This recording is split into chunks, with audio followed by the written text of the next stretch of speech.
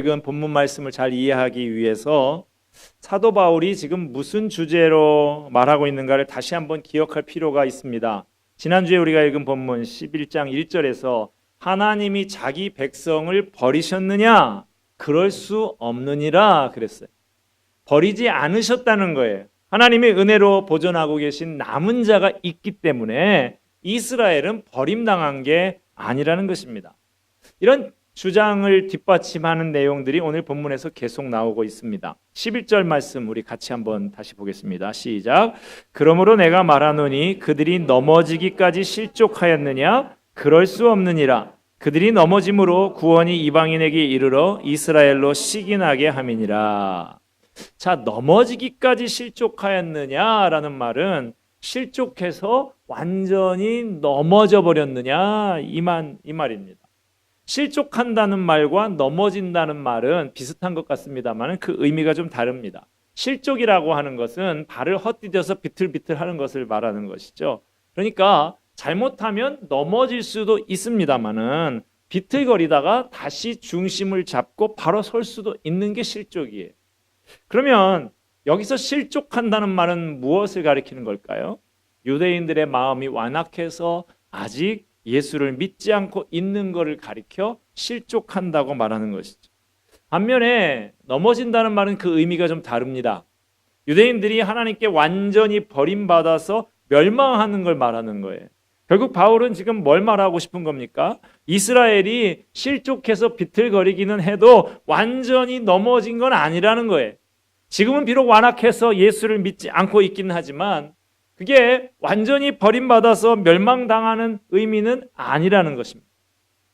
그리고 한 걸음 더 나아가서 그들이 예수를 믿지 않는 것이 세상에 오히려 유익을 주었다고 바울은 말하고 있습니다. 왜냐하면 이스라엘이 믿기를 거부한 덕분에 이방인인 우리가 예수님을 믿게 되었기 때문입니다. 어부질이라고 하는 것이죠.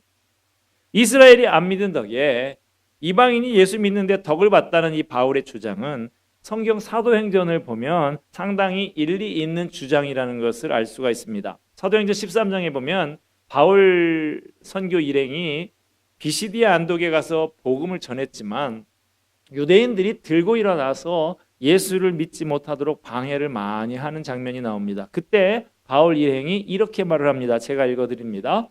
사도행전 13장 46절 바울과 바나바가 담대히 말하여 이르되 하나님의 말씀을 마땅히 먼저 너희에게 전할 것이로되 너희가 그것을 버리고 영생을 얻기에 합당하지 않은 자로 자처하기로 우리가 이방인에게로 향하노라 라고 말하고 있습니다. 여기서 우리가 발견하게 되는 사실이 있습니다. 복음이 이스라엘 사람에게 먼저 전해졌고 또 이스라엘 사람인 사도의 입을 통해서 이방인 우리에게 전파되었기 때문에 이스라엘은 기독교의 뿌리가 된다는 거예요. 이스라엘이 없는 기독교 있을 수가 없는 것입니다. 비록 그들이 예수를 믿지 않고 거역했지만 이 세상 모든 사람들은 그 사람들 이스라엘 사람들에게 어느 정도 빚을 지고 있는 거예요. 바울은 이스라엘의 위치를 설명하기 위해서 몇 가지 비유를 들어서 설명합니다. 16절 이하에 나오는 내용입니다. 먼저는 하나님께 처음 드린 익은 곡식가루에 비유하고 있어요. 16절 보면 제사하는 처음 익은 곡식가루가 거룩한즉 떡덩이도 그러하고 뿌리가 거룩한즉 가지도 그러하니라 라고 말하고 있습니다. 처음 익은 곡식가루가 하나님께 바쳐져서 거룩하면 떡덩이 전체가 거룩하고 뿌리가 거룩하면 가지들도 거룩하다. 이스라엘 사람들은 제일 먼저 익은 첫 열매, 첫 곡식을 하나님 앞에 제사로 드렸습니다. 이렇게 처음 익은 곡식으로 제사를 드리고 나면 그 다음에는 음식을 드릴 때마다 제사를 드리느냐? 먹을 때마다? 아니. 처음 한번 첫 열매로 딱 드리면 이것이 나머지 모든 것을 대표하는 것이죠. 곡식을 그때마다 하나님 앞에 다 드릴 필요는 없는 거예요. 바울 당시에 구원받은 유대인 남은 자들은 앞으로 구원받을 유대인 전체의 처음 익은 곡식가루와 같은 사람들이라는 거예요. 하나님께서 이미 유대인 남은 자들을 구원하신 것처럼 미래에 더 많은 유대인들을 구원하실 거라는 뜻입니다. 자, 여기 나오는 뿌리는 언약으로 하나님께 속한 그 족장들, 유대인 족장들, 아브라함, 이삭, 야곱 같은 이런 사람들을 의미합니다. 그러므로 뿌리가 거룩한즉 가지도 그러하니라라는 것은 뿌리인 족장들을 거룩하게 하신 그 하나님이 그 족장들을 거룩하게 구별했듯이 앞으로 거기에서 나온 후손인 온 이스라엘도 회복될 것이, 회복시켜 주실 것이 틀림없다는 이야기입니다. 자, 바울은 이어서 감람나무의 비유를 들고 있는데요. 17절 같이 한번 읽습니다. 또한 가지 얼마가 꺾이었는데 돌 감람나무인 내가 그들 중에 접붙임이 되어 참 감람나무 뿌리의 진액을 함께 받는 자가 되었은즉. 자, 여기서 참 감람나무는 이스라엘을 가리키는 거고요. 돌 감람나무는 우리 같은 이방인들을 가리키는 것입니다. 참 감람나무인 이스라엘이 예수를 안 믿으니까 하나님이 그 가지를 꺾으셨어요. 그 대신에 돌감나무 가지인 이방인을 그 자리에 접붙여서 하나님의 백성으로 삼으셨다는 것입니다. 돌감람나무 가지 입장에서는 좋은 나무에 접붙임을 받았으니까 굉장히 잘 된 것이죠. 그런데 사실은 이거 일반적인 원예법하고는 맞습니까? 맞지 않습니까? 잘 모르시는 모양인데, 자 보세요. 일반적인 원예법은 좋은 가지를 나쁜 나무에다가 접붙여서 나쁜 나무를 좋은 나무로, 그래서 좋은 열매를 맺는 나무로 만드는 거예요. 예를 들어서 개암나무를 키운 다음에 그 가지를 다 꺾고 거기에다가 감나무 가지를 접붙입니다. 그러면 아주 크고 먹음직스러운 감들이 열리게 되는 것이죠. 또 배나무도 마찬가지예요. 돌배나무 가지를 꺾고 거기에다가 좋은 배나무 가지를 접붙입니다. 그러면 거기에 좋은 배가 열리는 것이죠. 복숭아도 마찬가지예요. 돌복숭아, 조그맣 찌질한 그 돌복숭아 나무 가지를 꺾고 거기에다가 좋은 복숭아 나무 가지를 접붙이면 거기에 좋은 탐스러운 복숭아가 열리게 되는 것이죠. 어때요? 제 말이 맞죠? 맞으니까 얘기하는 거예요. 그냥 맞다고 하세요. 맞습니다. 그런데 바울은 나쁜 가지를 좋은 나무 가지에 접붙여서 좋은 가지로 만들었다고 했어요. 이것이 이제 우리가 이렇게 생각이 되는 거예요. 바울은 맨날 공부만 해가지고 이 원예법이라는 거, 이 나무를 언제 키워봤어야 알지. 원예법을 몰라서 그러는가 보다. 도시 사람이라 그런가 보다. 근데 그런 건 아닌 것 같습니다. 바울은 자기 이론이 일반적인 원예법에 맞느냐 안 맞느냐에 대해서는 그렇게 관심이 없는 것 같아요. 바울의 관심은 신학적인 데 있습니다. 그는 이 비유를 가지고 돌 감람나무 같은 형편없는 이방인이 참 감람나무 같은 유대인의 불순종 때문에 그 덕분에 구원받을 수 있게 되었다는 것을 말하고 싶었을 뿐이에요. 사실 이방인은 구원받지 못할 사람들이었습니다. 우리 같은 사람들이. 그런데 이스라엘이 믿지 않고 고집하다가 꺾여버리니까 그 자리에 우리가 접붙임을 받게 된 것이죠. 이런 의미에서 이스라엘 사람들의 실패한 것이 우리 이방인들이 아브라함의 자손이 되고 하나님의 백성이 되는 대단히 고마운 기회가 됐다고 할 수 있어요. 그러므로 이방인으로서 예수 믿게 된 우리들은 이스라엘 사람들 멸시하거나 조롱하거나 스스로 교만해서는 절대 안 될 일입니다. 이 점을 바울은 오늘 본문 18절에서 22절까지 해서 이렇게 경고를 하고 있습니다. 18절에서 21절 제가 읽어드립니다. 그 가지들을 향하여 자랑하지 말라. 자랑할지라도 내가 뿌리를 보존하는 것이 아니요 뿌리가 너를 보존하는 것이니라. 그러면 내 말이 가지들이 꺾인 것은 나로 접붙임을 받게 하려 함이라 하리니 옳도다. 그들은 믿지 아니함으로 꺾이고 너는 믿음으로 섰느니라. 높은 마음을 품지 말고 도리어 두려워하라. 하나님이 원가지들도 아끼지 아니하셨은즉 너도 아끼지 아니하시리라. 지금 아주 무서운 말씀을 하고 있는 거예요. 이스라엘이 잘못된 덕분에 우리가 잘 된 셈이니 우리가 어떻게 교만할 수 있냐는 거예요. 그럴 수 없다는 것입니다. 과거에 우리나라의 라면 시장 점유율 1위 기업이 예전에는 어느 라면이었어요? 삼양라면이었어요. 이 2부의 배가 1부의 배보다는 좀 연세가 많으신가 봐요. 지금도 그 나오는 봉투가 옛날 그 봉투 색깔하고 똑같이 이렇게 나오는데 그런데 왜 삼양라면이 그 1등 자리를 빼앗겨 버렸느냐? 공업용 우지 사건이라고. 그 라면을 유탕 처리를 하는데, 튀기는데 거기에다가 공업용으로 쓰는 소기름을 가지고 했다. 나중에는 그게 뭐 무죄다, 뭐 먹는데 문제 없는 물건이었다 이렇게 됐습니다만, 이미지 다 버려가지고 1등 자리를 뺏겨버렸죠. 그래서 1등을 누가 차지했어요? 신라면은 나중이고, 아무튼 농심, 신라면은 나온 지 얼마 안 됐어요. 그 농심이 갑자기 어부지리로 1등이 된 것이죠, 라면 업계에. 자 그러면 농심이 잘해서 1등 된 거예요? 삼양이 못해서 1등 된 거예요? 네, 잘 아시네. 농심이 그러면 자만할 수 있습니까? 자기들도 사건 한번 빵 터지면 한 방에 훅 갈 수 있는 것이죠. 언제든지 뭐 요즘에 라면 많이 나오더라고요. 오뚜기나 뭐 팔도나 풀무원이나 이런 데로 넘어갈 수 있는 것이죠. 우리도 이스라엘 사람에 대해서 마찬가지라는 것입니다. 그들 중에 다수가 아직까지 예수님을 배척하고 믿지 않는 것은 가슴 아픈 일이지만, 그 덕에 우리가 하나님의 백성의 자리를 차지하고 있는 셈이니 우리가 그들을 함부로 멸시하거나 스스로 교만한 마음을 가져서는 안 된다는 것이죠. 우리 각 사람은 모두 각자의 영적인 뿌리를 갖고 있어요.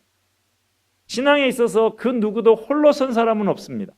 누군가 나에게 복음을 전해 주어서 믿게 됐습니다. 누군가 내 신앙을 위해서 눈물로 기도해 준 사람이 있었기 때문에 내가 오늘 이만큼 영적으로 자랄 수 있었습니다. 누군가 나를 가르치느라고 땀을 흘리면서 애를 썼기 때문에 내가 이만큼 영적으로 성숙할 수 있었던 것입니다.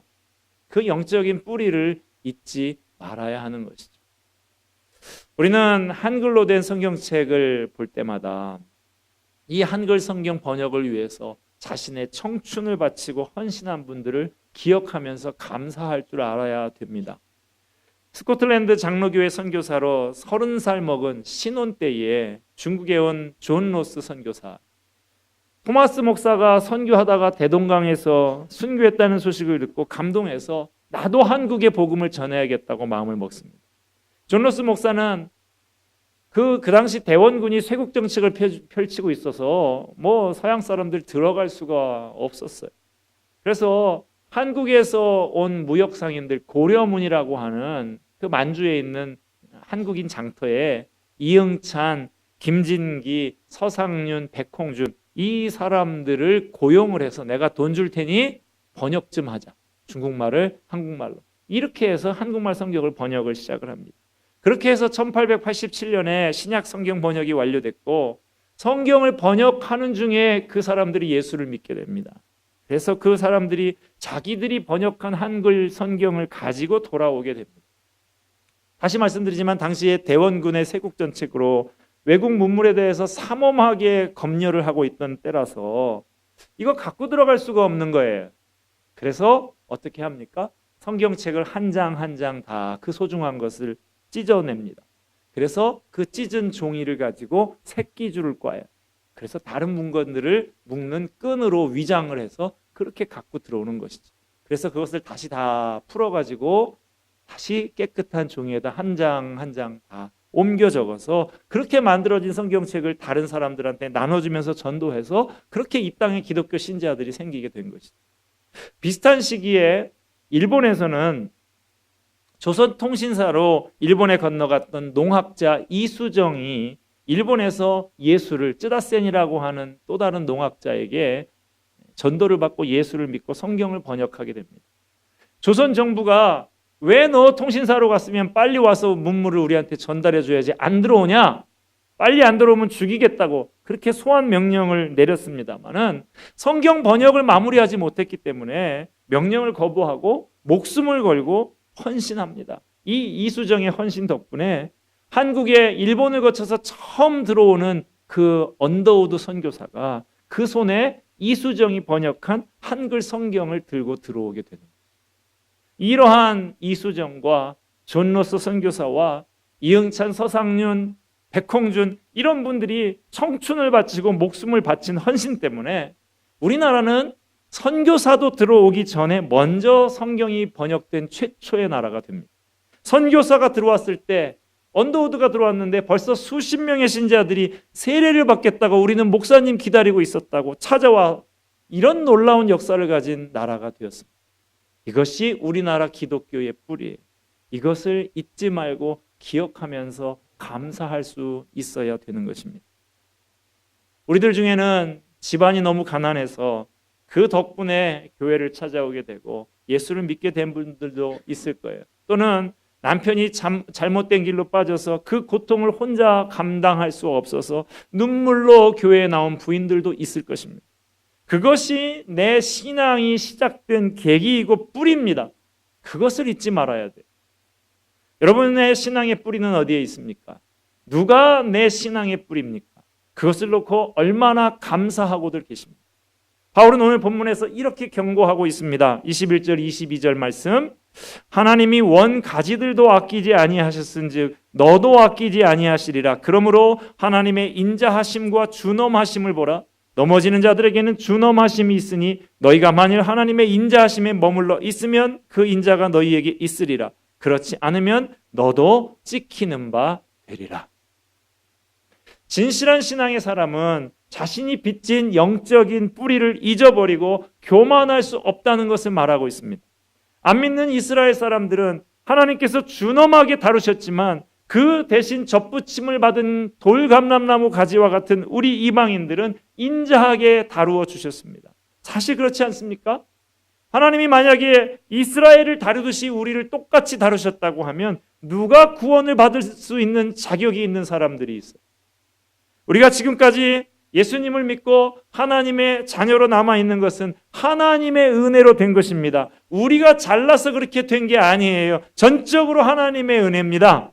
나를 구원하시기 위해서 하나님께서 내가 생각지도 못한 방법으로 은혜를 주셨기 때문에 오늘날에 제가 있고 여러분이 있는 것입니다. 하나님이 우리를 불쌍히 여기신 덕분에 우리가 살고 있는데 우리가 어떻게 교만할 수가 있겠어요? 뭐 자랑할 게 있습니까? 그러므로 우리는 자칫 교만하지 않도록 늘 조심해야 됩니다. 그리고 나의 구원을 위해서 보이게 보이지 않게 수고해 준 분들을 대해서 늘 감사하는 마음을 가져야 할 것입니다. 13절 14절 말씀 같이 봅시다. 시작. 내가 이방인인 너희에게 말하노라. 내가 이방인의 사도인 만큼 내 직분을 영광스럽게 여기노니 이는 혹 내 고륙을 아무쪼록 시기하게 하여 그들 중에서 얼마를 구원하려 함이라. 바울이 말하기를 자기가 이방인의 사도로 열심히 사역하는 그 목적 중에 하나는 내 동족 이스라엘 백성들을 시기하게 해서 그들을 구원하기 위함이라고 합니다. 유대인들이 이방인 구원을 위한 원가지 원뿌리의 역할을 한 것처럼 이제는 구원받은 이방인들도 우리들도 유대인들을 구원하기 위한 도구의 역할을 해야 한다는 거예요. 여기서 잠깐 생각해 봐야 할 문제가 있습니다. 오늘날 예수 믿지 않는 사람들에게 예수 믿는 우리가 질투와 부러움의 대상이 되고 있는가 하는 거예요. 우리 주변에 안 믿는 사람들이 믿는 우리를 보고서 부러워하고 매력을 느끼는 것이 있어야 합니다. 그래야 전도가 되는 것이죠. 저는 결혼을 하고 제 아내에게 그랬어요. 우리는 무조건 행복해야 된다. 잘못됐습니까? 이렇게 표정들이 왜 그러냐 하면 제 집안이나 제 아내 집안이나 안 믿는 사람들이 아주 많은 집안이거든요. 그 사람들이 이제 양쪽에서 예수 믿는 형제 자매가 만나서 결혼해서 가정을 꾸리고 사는 그 사람들을 지금 아주 호시탐탐 이렇게 쳐다보고 있거든요. 관심을 가지고 주목해서 보고 있습니다. 예수 믿는 가정이 얼마나 행복하게 사는지 한번 보자. 제 가정이 무조건 행복해야 하는 이유는 제 가정은 가족 구원의 역사적 사명을 띤 가정이기 때문에 그렇습니다. 그러므로 우리 어느 가정보다도 우리가 행복해야 한다 하는 것이죠. 제 가정만 그렇습니까? 여러분의 가정도 마찬가지죠. 여러분의 부부 사이가 안 믿는 가정보다 훨씬 더 좋아야 합니다. 여러분의 자녀들도 안 믿는 가정의 자녀들보다 더 반듯하고 아름답고 매력 있는 아이들로 자라나야 합니다. 목사님, 그게 쉽습니까? 그러실 분 있는지 모르겠는데요. 쉽지 않아도 노력을 해야 합니다. 전도하고 선교하는 마음으로 노력해야 됩니다. 그래야 안 믿는 사람들이 우리를 보고 부러워하고 질투가 날 거 아니에요? 그래야 우리가 믿는 예수님에 대해서 그들이 관심을 갖고 믿게 될 거 아니냐는 것입니다. 여러분에게는 안 믿는 사람에게 감동을 줄 무엇이 있습니까? 질투가 생길 정도로 그들을 사로잡을 수 있는 돋보이는 매력이 있습니까? 이것을 놓고 주님 앞에 기도해야 됩니다. 주님, 제가 믿지 않는 사람들에게 선한 영향력을 끼칠 수 있도록 기품이 있고 매력이 있는 사람이 되게 해주세요. 저희 가정이 많은 사람들에게 부러움을 살 수 있도록 주님, 저희 가정을 축복해 주시옵소서. 주변 사람들이 제 자녀들을 보고 하나님이 살아계시구나 하는 것을 볼 수 있도록 제 자녀들을 축복해 주시옵소서. 이런 제목을 놓고 주님 앞에 기도하는 저와 여러분이 되기를 바랍니다. 끝으로 바울은 언젠가 이스라엘 사람들이 예수를 믿고 돌아오는 날, 전 세계가 복을 받는 영광스러운 장면이 나타날 거라고 말을 합니다. 12절 말씀 같이 읽습니다. 그들의 넘어짐이 세상의 풍성함이 되며 그들의 실패가 이방인의 풍성함이 되거든 하물며 그들의 충만함이리요. 이스라엘 사람들이 믿지 않고 거역하는 것으로 인해서 세상 사람들이 예수 믿고 복을 받았다고 한다고 하면 그들이 예수 믿고 돌아오는 것을 통해서는 세상이 얼마나 놀라운 복을 받겠냐는 거예요. 15절 말씀도 보겠습니다. 그들을 버리는 것이 세상의 화목이 되거든 그 받아들이는 것이 죽은 자 가운데서 살아나는 것이 아니면 무엇이리요. 이스라엘이 버림받은 결과가 세상 사람들이 하나님과 화목하게 되는 계기가 되었다고 하면 그들이 예수 믿고 돌아오는 날에는 세상이 얼마나 더 기막힌 복을 누리게 되겠냐는 겁니다. 마치 죽은 아들이 살아나는 것 같은 큰 기쁨을 온 세상이 누리게 된다는 것입니다. 여기서 우리는 사도 바울이 아직도 믿지 않는 자기 동족을 향해서 꿈을 가지고 소망을 가지고 있는 것을 볼 수가 있습니다. 지금은 완악해서 돌아오고 있지 않지만 그들이 예수 믿고 돌아오는 날 온 세계가 새로 부활한 것 같은 찬란한 영광을 누리게 될 거라는 꿈을 그는 잠시도 버리지 않고 있습니다. 바울은 항상 그 꿈을 가지고 자기 동족을 바라보는 사람이었어요. 그러니 그가 어떻게 절망하거나 부정적인 시각에 빠져 있을 수가 있겠습니까? 여러분, 이 바울을 보면서 우리를 한번 돌아보기를 바랍니다. 우리는 우리의 동족들, 우리의 가족들, 일가 친척들을 향해서 어떤 눈을 가지고 있습니까? 우리에게도 바울과 같은 눈, 바울과 같은 꿈이 필요하지 않을까요? 우리 민족을 향해서 하나님의 꿈을 가지고 바라봐야 합니다. 우리 민족을 하나님께서 축복해 주시면 우리가 21세기 세계를 위해서 아름답게 사용하는 도구가 될 것입니다. 지금 우리나라 여러 분야에 쌓인 적폐를 청산하고 새 나라를 만들어가는 과정에 큰 진통을 겪고 있습니다. 보수와 진보 세력 간의 극심한 대립과 갈등이 벌어지고 있습니다. 그렇다고 해서 우리의 미래를 비관적으로만 볼 것은 아닙니다. 바울처럼 긍정적으로 꿈을 가지고 바라볼 수 있게 되기를 바랍니다. 우리도 바울처럼 우리의 동족, 우리의 가족들, 우리의 같은 혈육들을 인해서 온 세계가 큰 복을 누리게 될 날이 오기를, 이 땅에 그리스도의 계절이 오기를 꿈꾸면서 기도하는 우리가 되기를 바랍니다. 기도하겠습니다. 은혜와 사랑이